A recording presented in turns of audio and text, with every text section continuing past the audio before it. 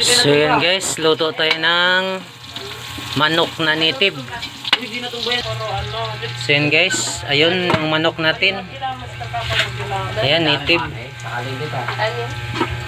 Malaking manok mga idol. Sana natin sibuyas, bawang lang, saka luya. So yun na, naka-ready na yung ano natin, yung pressure cooker. So bago natin ilipat dyan, gisa muna natin din guys, ang laking manok nito mga lods. Native. Kulang-kulang 2 kilo. Sunoy. So yun guys, kumukulo na. Nilagyan na pala natin ng magic sarap yan mga idol. Tsaka nilagyan na rin natin ng chicken cubes. So gisa lang natin ng mabuti para mawala yung lansa at papalitan ng bango.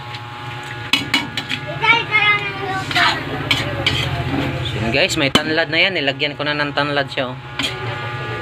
Asin paminta lang nilagay ko dyan. Magic. Ayos na. So guys, malapit na yung ating native manok na sinabawan. So maya maya ilipat natin yan dito sa pressure cooker. So pakuluan lang natin ng mga 25 minutes lang po. So yun guys, ayun na. Ang laking manok nito mga idol. Kay ano to? Sunoy. Sa Bisaya, sunoy. Iwan ko lang sa Tagalog kung ano to. Tandang. Laki ng ano, isol. Ayan guys, isol. May tiil.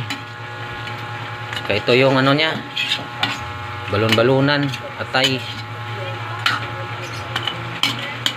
So yun guys, takpan mo natin. Gisaw natin ng mabuti. Yeah! So yun guys, luto na. Oh,